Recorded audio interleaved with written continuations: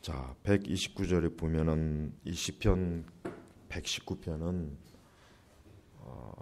이 시편 119편을 쓴 기자를 보통 성경학자들은 다윗일 것이다 그렇게 이제 추정을 합니다.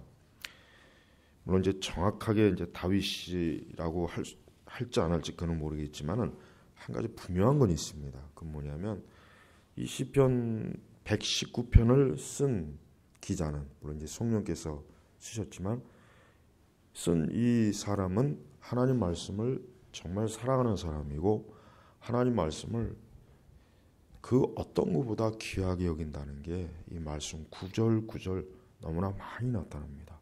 그러니까 119편 이 전체가 이제 176절인데 176절이란 말이에요.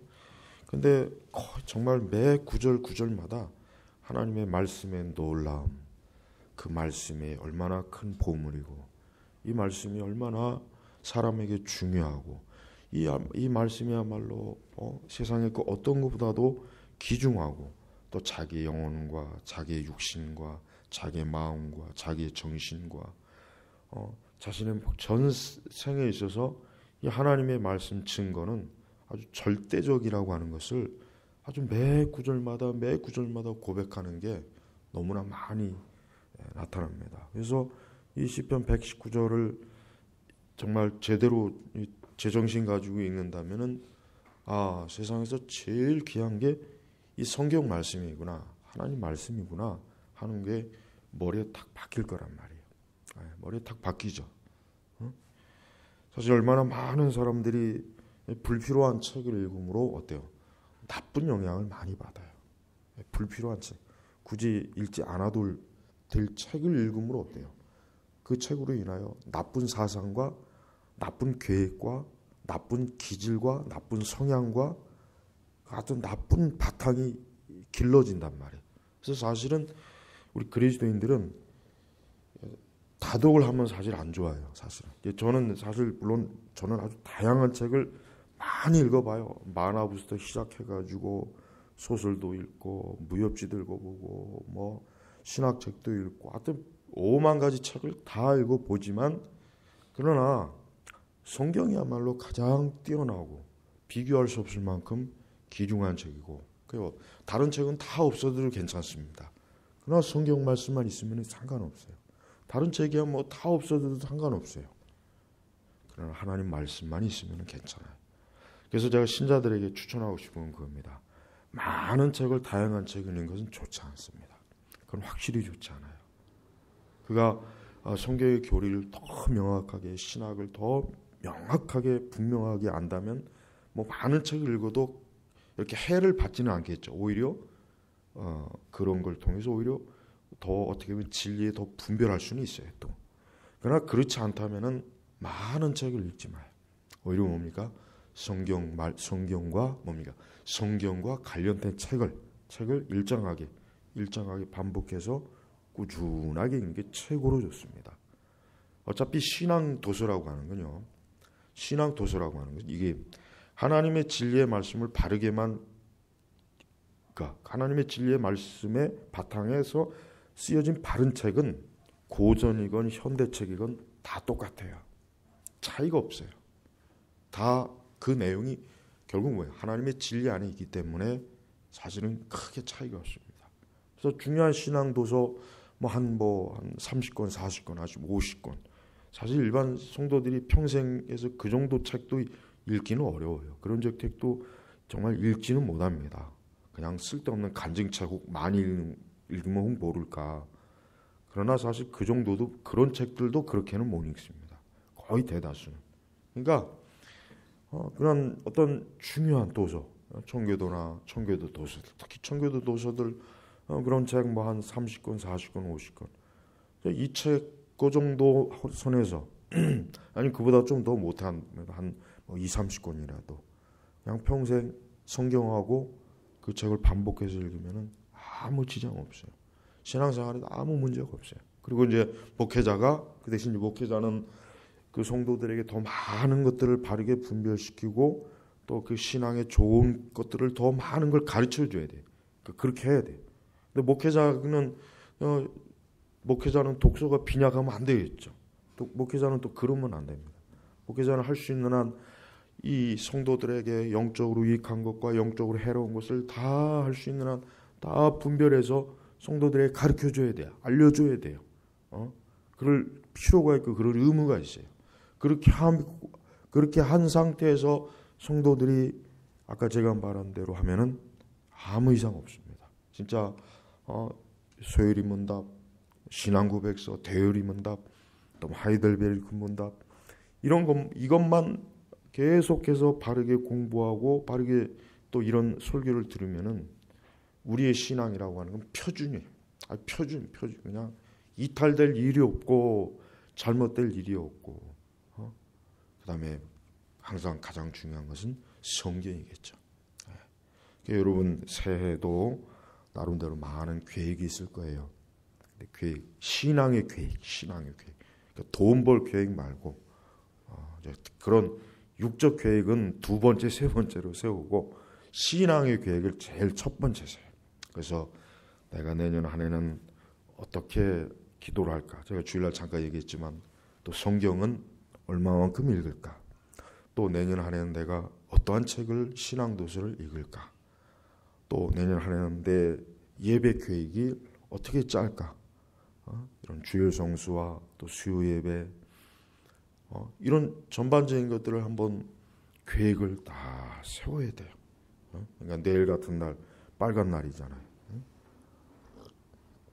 무슨 뭐 제야의 종인지 뭔지 쓰잘데없는 종이나 치고 있고 우리하고는 아무 상관없는 것들이 그런 거. 또 뭐 해를 맞이하는 그런 신성하고 그걸 맞이하려고 저 제주도에 가고 또 동해도 가고 그러면 그건 어리석은 거죠. 오히려 내일 같은 날은 뭐 금식을 하면 좋죠. 하루 금식. 우리 신학생들은 꼭 해야 되고 신학생들은 금식이에요. 새해 첫날 금식하는 게 좋습니다. 금식하면서 한 해를 어떻게 하나님 앞에 올 한 해 어떻게 주님 앞에 주님을 영화롭게 할까? 주님을 영광스럽게 할까? 어떻게 하면 그 신앙 계획을 또 세울까? 신앙 계획을 세우는 것과 안 세우는 것과는 차이가 큽니다. 어떤 분들은 뭐 매일 그게 그건데 뭐 계획은 무슨 계획을 세우냐고 할 수 있겠지만 그렇지 않아요. 계획을 세우는 것과 안 세우는 건 하늘과 땅 차이예요. 아까 말한 것처럼 그런 계획들을 세우고 시작하는 것과 안 하고 시작하는 것은 얼마나 큰 차이가 있는지 모릅니다. 그래서 여러분 무엇보다도 하나님의 말씀을 사랑하고 그 말씀이 지시하고 그 말씀이 가르치고 그 말씀이 교훈하는 대로 정말 새해 첫날부터 이 새해 마지막 이제 그 한 해 마지막 날까지 정말 엄격하고 정말 고지식하게 그렇게 길을 걸어가는 사람은 그 사람이 바로 하나님의 사람으로서 가장 좋은 모습이에요. 아무런 계획도 없이 그냥 되는 대로 그냥 닥치는 대로 그렇게 하지 말고 내 자신에게 내 영혼이 내가 하나님 앞에서 어떻게 주님 앞에 또 한 해를 살아갈 수 있는가 그런 계획을 짜면서 하나님 앞에 새해를 시작한다는 게 얼마나 좋겠습니까? 그러니까 우리 주님이 말씀하신 대로 먼저 그의 나라 그 일을 구하라. 주님 하신 말씀대로 먼저 그의 나라와 그 일을 구하는 거예요. 한 해를 시작하는 마당에서 우리가 그 주님이 기뻐하시는 것을 구한다면 얼마나 하나님이 기뻐하시겠어요. 얼마나 주님이 우리 이 시간 자체도 우리에게 주신 하나님의 선물이잖아요. 우리가 뭐 하나님께서 우리에게 도움받고 시간을 주는 건 아니지 않습니까? 그렇죠? 시간 자체가 어때요? 창조물이에요. 하나님의 피조물. 시간 자체가 피조된 겁니다. 그러니까 우리가 이 다음에 천국에 가면 시계가 없어요. 거기 가서 시계 볼 일도 없고 거기는 달력도 없고 거기는 뭡니까? 천국 자체는 들어가면 뭡니까? 시간 자체가 없습니다. 그러니까 우리가 지금 우리로서는 어떻게 시간이 없을까라는 잘 이해가 안 되겠지만은 시간 자체가 천국은 없어요. 하나님은 시간 자체에 매이는 분이 아니에요. 그래서 하나님은 사실 어제나 오늘이나 내일이나 영원토록 동일하시다는 말씀의 의미가 뭡니까? 하나님은 뭡니까? 우리는 아브라함을 생각하면 저 수천 년 전의 아브라함이지만 하나님 편에서는 뭡니까? 그냥 동시적이에요. 우리나 아브라함이나 노아나 하나님 편에서는 뭡니까? 하나님 자신은 시간 바깥에 있기 때문에 못해요. 동시적이란 말이에요. 동시적. 그러니까 하나님은 시간의 구애를 안 받고 시간 바깥에 계신 분이기 때문에 시간에 매이질 않습니다. 그러니까 우리가 생각하는 것 개념으로 하나님 왜 이렇게, 주님 왜 이렇게 늦게 오실까라는 말 자체가 뭐예요? 사실 말이 안 되는 거예요. 왜? 하나님 편에서는 시간이 없기 때문에 예수님이 뭐 2000년 지금 내가 이제 한 2000 몇 년 됐네, 이제 가야 될 때가 됐네, 이게 아니란 말이에요. 그러니까 시간의 개념을 잘 성경적 시간의 개념을 이게 우리 속에 우리가 딱 가지고 있으면은 그게 전혀 문제가 안 되는데, 우리는 어쩔 수 없죠. 뭐 사실 우리가 이제 시간 안에 우리가 있으니까. 그러나 하나님은 시간 바깥에 계십니다. 그러니까 하나님은 우리 인간의 역사, 이 세상 역사, 인간 개개인의 시간에 대해서 뭡니까? 하나님은 그냥 어떤 과거와 현재, 미래가 아니라 그냥 동시적으로 보는 거예요. 동시적으로. 근데 그게 좀 개념이 어렵긴 해요. 저도 이렇게 말하면서도 이론적으로는 아는데 그걸 느끼지는 못하죠. 그러나 그건 사실이에요. 제가 지금 그 얘기하는 거. 그러니까 여러분, 하나님 편에서는 새해가 없어요. 우리에게나 새해가 있는 거예요. 그러나 어쨌든 우리는 우리 편에서 어쨌든 한 해가 마무리되고 또 한 해가 시작되니까 어때요? 내가 하나님 앞에 또 올 한 해, 또 내년 한 해를 어떻게 보낼까? 또 물론 저 자신은 이제 또 교회를 생각해야 되겠죠. 내년 한 해는 우리 교회가 어땠으면 좋겠구나. 우리 성도들이 어떤 면에서 더 신앙이 이런 면에서 더 이제는 좀 더 많이 자랐으면 좋겠구나. 이런 면에서 신앙이 이제는 우리 성도들이 열매를 맺혔으면 좋겠구나. 그다음에 이제 또 뭡니까? 우리 성도님들의 가정이죠. 우리의 가정이 내년 한 해는 또 어떻게 하나님을 섬겨야 될 것인가? 어떻게 하나님을 예배하고 경외할 것인가? 또 우리의 가정을 또 생각해야 돼요. 그러니까 참 이 한 해를 시작하는 마당에 우리 성도들은 다른 데 이렇게 신경 쓸 틈이 없어요. 그 한 해의 신앙의 계획을 짜는 게 굉장히 중요한 일이란 말이죠. 그래서 밥 먹을 시간도 없어요. 사실. 그러니까 우리 신학생들은 금식하고, 오늘 우리 모든 신학생들한테 카톡으로 아예 메시지로 딱 저는 목사님이 금식하랬다고 금식하고, 우리 다른 뭐 성도님들이야 뭐 이렇게 부담 주면 안 되니까 뭐 꼭 하라는 얘기는 안 하는데 그래도 장년 성도분들은 그래도 좀 하시면 좋죠, 그죠? 종찬이까지도 그렇고. 저는 우리 애들이 이제 좀 크면은 이제 금식하는 걸 가르치려 그래요. 좀 더 크면은 금식을 하는 걸 가르치려. 한 끼부터 시작해서 두 끼, 하루, 그걸 가르치려 그래. 왜냐하면 금식을 해야 될 때가 생겨요. 사람이 살다 보면은 그러한 기도를 해야 될 때가 생깁니다. 누구나 다 그래. 그러니까 하나님 앞에 청교도들은 자주 금식했어요. 청교도들은 금식하면서 하나님 앞에 기도하고, 또 한 해가 시작될 하나님 앞에 기도하고, 이제 그런 기도를 많이 했어요. 그들은 결코 입만 나불나불거린 사람이 아니에요. 창만 파고든 사람들이 아니에요. 실제적으로 하나님 앞에 기도의 영적 싸움을 싸우고 하나님께 매달린 사람이에요. 우리는 그런 신앙을 배워야 돼. 개혁주의 신앙이라고 하는 게 그냥 머리만 잔뜩 커져갖고 뭐 요리문답만 외우고 교리만 자꾸 중얼중얼 거린다고 해서 개혁주의 신앙이 아닙니다. 실제로 살아있는 신앙이 아니면은 그 신앙은 의미가 없어요. 그래서 여러분, 내년 한 해는 참 하나님 앞에 더 모든 면에서 우리의 신앙, 내 자신의 신앙, 우리의 교회, 우리의 가정 어떻습니까? 하나님 앞에 온전한, 참 하나님 보시기에 더 온전해야 돼. 주님이 우리에게 보면 온전하라 그랬어요. 온전하라 그랬어요.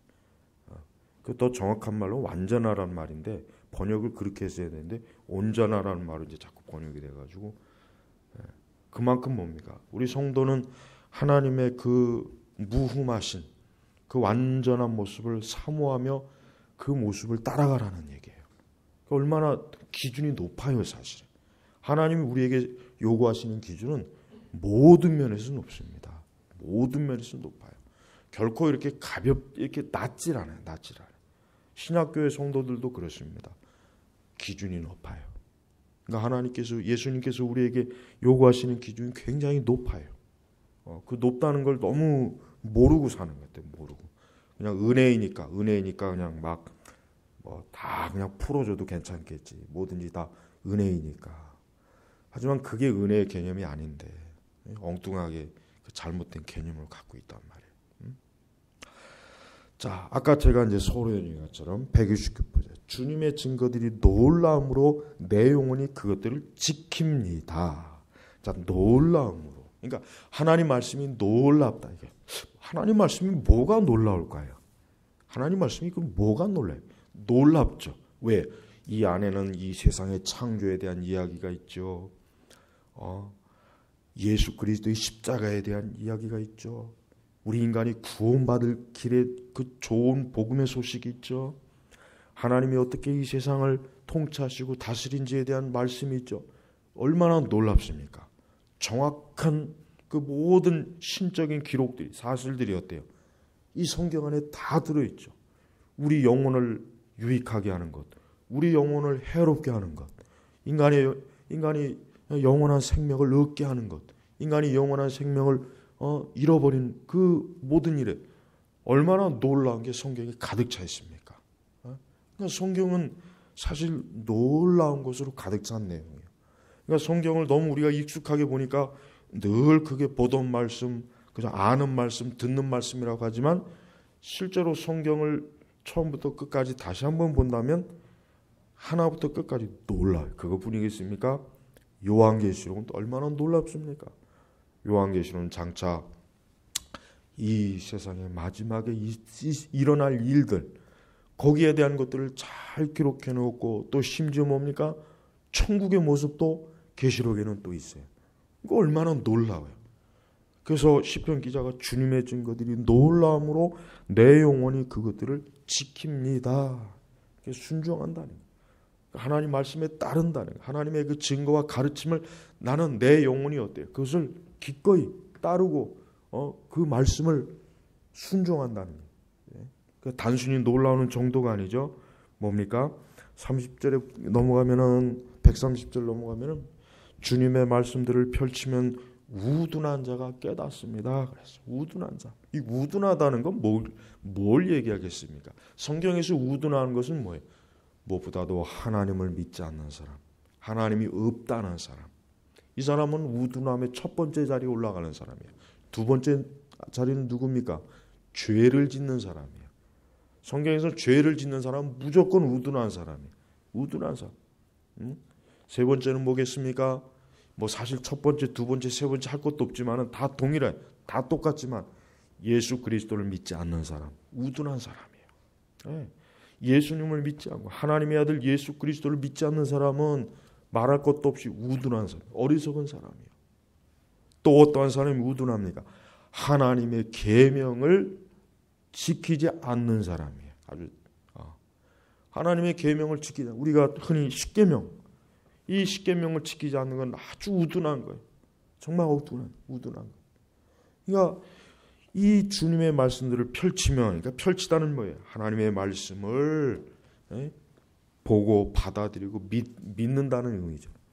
우둔한 자가 깨닫습니다 하면서 131절에는 내가 주님의 명령들을 사모함으로 입을 벌리고 헐떡입니다.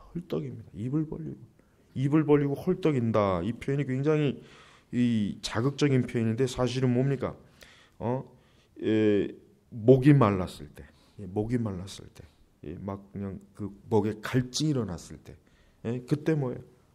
그 사막의 그 낙타들이 보니까 이 대상들이, 이 낙타들이 이제 일정한 거리를 가고 쉴 때, 이 낙타들이 목이 마를 때 막 헐떡거려요. 막 숨을 급하게 몰아쉬고. 사실 그 표현을 딱 그걸 생각하면 정확한 표현이에요. 그러니까 주님의 명령들을 사모함으로 내 입을 벌리고 헐떡입니다. 또 다른 좋은 표현이 있다면은 연상되는 게 있다면 술을 좋아하는 사람은 그 술에 그냥 막 헐떡거리잖아요. 술 먹으려고 그냥 연말 연초 되면 먹고 죽자 막 이런 구호를 외치면서 아주 술을 먹고 그해 지금 죽어버리자 막 아주 온 세계 술을 다 먹고 죽을 것처럼 헐떡이는 사람, 술꾼들, 딱 그거예요. 그러니까 얼마나 이 시편 기자가 하나님의 계명을 사모했으면, 사랑했으면, 이 말씀을 얼마나 갈급했으면 뭐예요? 마침은 입을 벌리고 헐떡거리는 거예요. 목이 말라서 그냥 빨리 그 사람에게 물을 먹여줘야 될 상황처럼 우리가 이와 같이 이 하나님의 계명을 사모하고 사랑하고 이 말씀의 놀라운 증거들을 우리가 지킨다면 얼마나 하나님의 그 은혜가 우리 영혼 속에 정말 충만하고 넘쳐나겠죠. 그 다음 절로 넘어가면은 주님의 이름을 사랑하는 사람들에게 하시던 방식대로 나를 향하여 은혜를 베푸소서 그랬습니다. 주님의 이름을 사랑하는 사람들에게 하시던 방식. 성경에 보면은 하나님을 사랑하는 사람들에게 하시는 하나님의 방식이 뭡니까? 하나님은 그들에게 은혜를 베풉니다. 그들의 죄를 용서해 줍니다. 그들의 허물을 덮어줍니다. 그들을 저주와 재앙에서 건져내 주십니다. 그들을 하나님의 그 보호하신 가운데 항상 지켜주십니다. 그들에게 하나님의 기업을 주셔요. 그들에게 천국을 기업으로 물려주셔요. 그들을 특별한 하나님의 선민으로 뽑으셔서 그들을 하나님의 사람으로 인치십니다. 성령이 내주게 하십니다. 이게 바로 뭐예요? 사랑하는 사람들에게 하시던 방식이에요. 방식. 그러니까 그와 같은 방식을 오늘 지금 나에게 주세요라고. 지금 나에게. 하나님께서 다윗을 궁히 여기시고 다윗을 사랑하신 것처럼 나를, 또 요셉을 그 어려움에서 건지신 것처럼 나를 건져주시고, 베드로를 허물을 덮어주신 것처럼 내 허물을 덮어주시고, 성경에 그 하나님의 사람들을 다루시는 하나님의 방식이 얼마나 다양하게 많이 나와요. 그러니까 그와 같은 그 하나님의 방식을 나에게도 주여 베풀어 주시옵소서. 노아는 그 당대 의로운 사람이에요. 다른 사람들은 다 물론 멸망시키지만 노아와 그의 가정은 하나님이 지켜주시잖아요. 방주 안에 담아두시잖아요. 하나님께서 우리의 가정도 그와 같이 하나님의 그 귀한 구원의 방주에 담아주시옵소서. 바로 그거예요. 그게 하나님의 방식이란 말이에요. 그러니까 성경에 보면은 악인을 대하는 하나님의 방식과 의인을 대하는 하나님의 방식은 어떻습니까? 흙과 백으로 명확하게 딱 갈라집니다. 그러니까 하나님 그래서 이 시편 저자가 뭐예요? 주님의 이름을 사랑하는 사람들에게 하시던 방식대로 뭡니까? 나를 향하여 은혜를 베푸소서. 우리가 성경의 인물들을 보면 단순히 인물이 아닙니다. 그 인물들은 반드시 교훈을 줘요. 언젠가는 이 인물 설교를 해야 될 텐데 그 인물은 반드시 교훈을 줍니다. 어떤 영적으로 무슨 교훈을 주든지 꼭 주게 돼 있어요. 성경의 인물은. 악인이면 악인대로, 의로운 자면 의로운 대로 반드시 영적 교훈을 주기 때문에 성도들에게 그 악인과 의로운 자에 대한 성도들에게 지혜를 주는 거예요. 하나님이 악인을 이런 방식으로 대하는구나. 하나님을 사랑하는 의로운 자는 하나님이 이렇게 대해 주시는구나. 그게 확 갈려버려요. 그래서 여러분 성경 읽을 때 성경 인물 중심으로 읽는 것도 아주 성경을 지루하지 않게 또 영적으로 굉장히 좋은 교훈을 얻을 수 있는 그 읽는 방식이에요. 그러니까 성경에 많은 인물이 나오는데 하나같이 그 인물은 반드시 어떤 교훈을 주는 내용이 그 말씀에 꼭 있습니다. 예외가 없어요. 한 사람도 벗어나는 사람이 없어요. 벗어나는 사람. 그러니까 한번 성경 읽다면 그렇게 한번 보세요. 다음에 자, 내 걸음을 주님의 말씀에 굳게 세우시고 어떠한 제약도 나를 주장치 못하게 하소서. 그렇습니다. 우리가 내년 2015년도를 살아갈 때 우리의 걸음이 어때요? 하나님의 말씀에 굳게 굳게 서야 돼요. 우리 365일 하나님 말씀에 굳게 서면 어떻게 됩니까? 어떠한 제약도 사실 나를 주장하지 못, 어떠한 제약도 나를 어때요? 잡아먹지 못해요. 그 죄악이 그물이 되고 함정이 돼서 나를 그냥 올가매가지고 그 죄악으로 인해 아주 진탕 고생하게 만들고 힘들고 고통스럽게 만들고 절대 그렇게 못합니다. 어떨 때 내 걸음을 주님의 말씀에 굳게 세울 때, 하나님의 말씀에 딱 맞게, 그 하나님 말씀에 딱 맞게 걸어갈 때, 살아갈 때, 그때는 뭡니까? 절대 우리는 어떠한 제약도 뭡니까? 우리를 주장하지 못합니다. 어떠한 마귀와 원수와 이 악한 것이 나를 휘어잡지 못해요. 그러나 하나님 말씀 벗어나면 그게 나를 휘어잡아요. 그게 나를 당연히 휘어잡죠. 마귀가 나를 당연히 강하게 역사하죠. 꼼짝 못하는 거예요. 그러니까 이 시편 저자의 결심이 어떻습니까? 내 걸음을 주님의 말씀에 굳게 세우시. 그냥 세우는 것도 아니에요. 굳게. 이 뭐야? 아예 뿌리가 그냥 확 박히는 거예요. 흔들림 없는 거예요. 아주 딱 힘을 박아서 누구도 그냥 내 걸음을 말씀에서 어때요? 빼지 못하게, 벗어나지 못하게 하는 거예요. 그 누구도, 이 세상 문화든 뭐든 간에 누구도 나를, 하나님 말씀에 내가 지금 딱 굳게 서 있는데 어떤 누구도 나를 거기에서 어때요? 끄집어내지 못하는 거예요. 그런 단단함, 아주 굳셈이 있는 것입니다. 우리 모든 우리 선민교회 성도분들은 특별히 133편의 말씀을 참 귀한 말씀이에요.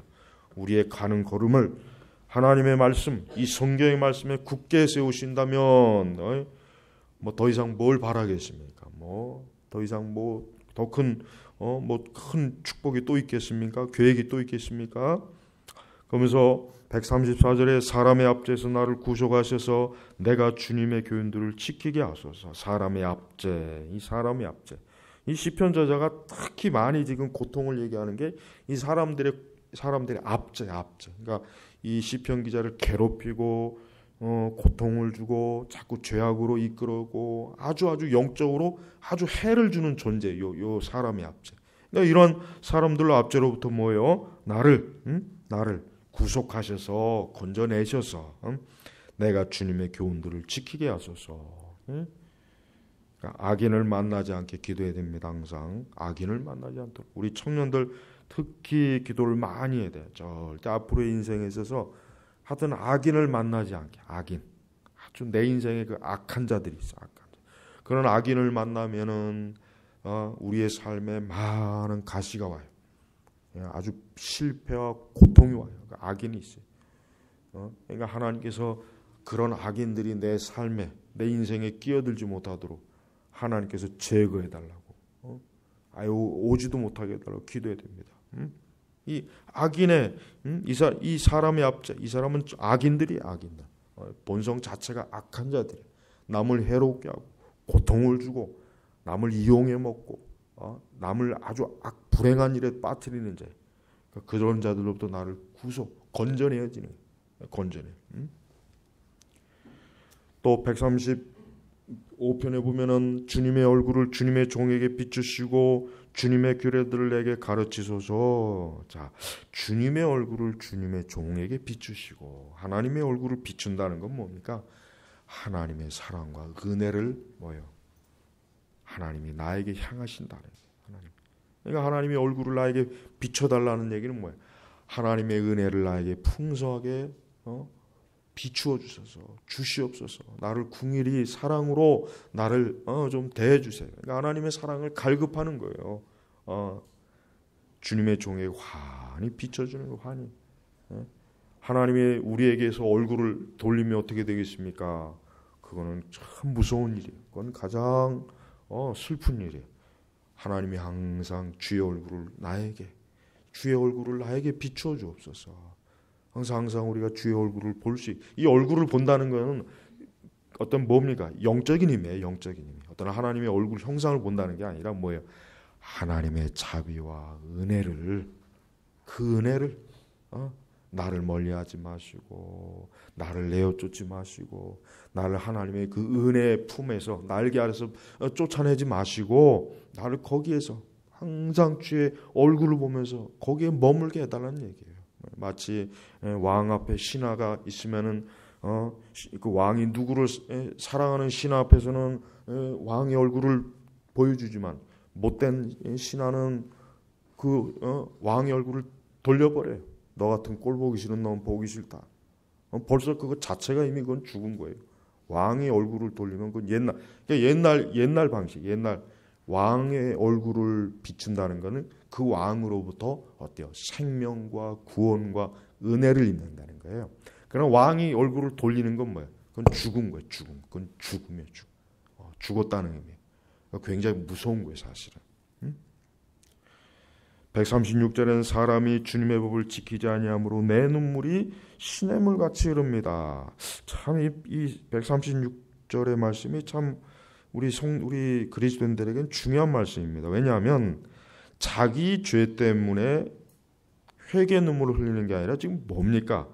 다른 사람의 죄 때문에 회개 눈물을 흘리는 거예요. 그러니까 이 시편 기자의 마음이 얼마나 하나님 앞에 참 영적으로 어때요?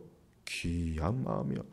자기 죄 때문에 인해서도 눈물을 안 흘릴 판인데 남의 죄로 인해서 내가 눈물을 흘린다. 그것도 어떻게 합니까?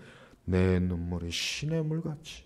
그냥 눈물이 아니라 시냇물 그냥 계속 쏟아지는 거예요. 그러니까 우리는 우리 죄를 인하여서도 이렇게 회개하고 눈물을 흘려야 되겠지만 뭐니까 다른 사람 또 이 세대 우리 세대 죄악이 얼마나 많습니까? 또 다른 사람들의 죄를 얼마나 많이 우리는 그러한 걸 볼 때마다 이 시편 기자처럼 정말 내 눈물이 시냇물 같이 얼마나 이 사람의 마음이 어때요? 지금 이 시편 기자의 마음은 가장 영적으로 어때요? 가장 사랑이 많고 부드럽고 온유한 상태, 강팍하지가 않아요. 그러니까 남의 죄를 보고도 자기가 죄진 것처럼 회개의 눈물을 그냥 시냇물처럼 흐른다는 표현이 얼마나 이게 참 우리가 참 이해하기 어렵잖아요. 우리는 내 죄도 회개 안 하잖아요. 우리는 내 죄도 표독스럽게 아주 그냥 회개 안 하려고 막. 근데 이 시편 기자는 사람이 주님의 법을 지키지 아니하므로. 그러니까 뭐 이 세대, 이 세상 사람, 또 다른 누구, 아니면 혹 교회 안에 같은 형제나 자매가 하나님의 계명을 지키지 않을 때 그냥 뭐 지 알아서 하다가 뒤지겠지 뭐 알아서 하다가 뭐 죽던지 말든 그럼 내가 뭔 상관이야. 이게 아니라 마치 자기가 회개할 것처럼 뭐예요? 눈물을 흘리는 거예요. 마치 자기가 회개해야 될 것처럼. 사실 이게 우리에게 필요한 마음이에요. 우리가 사실 이런 마음이 없다면 우리 마음이 굉장히 강팍하다는 증거예요. 사실은. 그렇죠? 우리가 사실 제일 위험한 게 이 마음이 강팍해지는 게 사실 제일 위험한 거예요. 마음이 강팍해지면 자기 자신도 그냥 이 마음이 딱딱하지만 다른 사람에게 대해서도 마음이 딱딱해요. 닫혀져요. 참 이게 위험한 거예요. 그래서 항상 우리의 마음을 그 가장 부드러운 마음, 가장 하나님 보시기에 부드럽고 하나님의 은혜로 완전히 그냥 아주 충만한 마음. 우리가 내년 한 해 항상 우리 자신이 그래야 되겠습니다. 우리 자신도 그렇지만 우리가 다른 이들의 우리가 이 세대 또 이 세상 또 다른 사람들이 하나님의 법을 지키지 않을 때 그들이 하나님을 경외하지 않을 때 하나님의 계명에 따르지 않을 때 우리는 정말 우리 자신이 회개할 것 죄로 여기고 정말 눈물을 흘리며 기도한다면 얼마나 하나님이 그 기도와 얼마나 하나님께서 그 기도에 대한 하나님의 응답과 하나님의 사랑이 아주 차고 넘칠 것 같아요. 그러니까 우리에게 이러한 마음을 달라고 하나님 앞에 우리는 좀 기도를 좀 새해 좀 많이 해야 되겠습니다. 오늘 시편 119편 129편에서 136편 말씀은 여전히 너무나 우리에게 영적으로 너무나 풍성한 참 하나님의 뜻을 굉장히 많은 걸 보여주고 있습니다. 여러분이 이 말씀을 더 깊이 자세히 읽는다면 오늘 제가 설교한 것보다 더 많은 것이 또 이 말씀 안에 있어요. 그러니까 이 말씀을 한번 더 자세히 하나님의 말씀을 살펴보시기를 주의 이름으로 축복합니다. 기도하겠습니다. 주 하나님 감사합니다. 올해 이제 365일 5번째 날입니다. 오늘 또 특별히 감사하게도 이렇게 수요 공예배니 얼마나 감사한지 모르겠습니다. 하나님 아버지, 이 날을 참 감사합니다. 이제 내일 또 2015년도 새해가 될 텐데 주 하나님, 우리 자신을 위한 육신의 계획이 아니라 내가 하나님 앞에 내 영혼을 놓고 계획을 짜고 내 신앙과 내 교회와 우리의 가정을 위해서 거룩하신 하나님 앞에, 살아계신 하나님 앞에 어떻게 한 해를 주의 기뻐하시는 대로, 주의 말씀대로, 주의 계명대로 참 살 수 있을까 정말 깊이 기도하고 회개하고 우리 영혼을 하나님 앞에 온전히 드리는 시간으로 삼게 하소서. 우리 선민교회 모든 교우들이 내년 2015년대는 영적으로 아주 풍성한 열매를 100배 넘치도록 거둘 수 있는 은혜를 더해 주시기를 간절히 기도합니다. 그래요, 다들 주 하나님을 영화롭게 하는 일에 올해보다 정말 더 많은 열매와 참 은총을 받기를 진심으로 소망하고 소원합니다. 감사하며 살아계신 주 예수 그리스도의 이름으로 기도 올렸습니다. 아멘.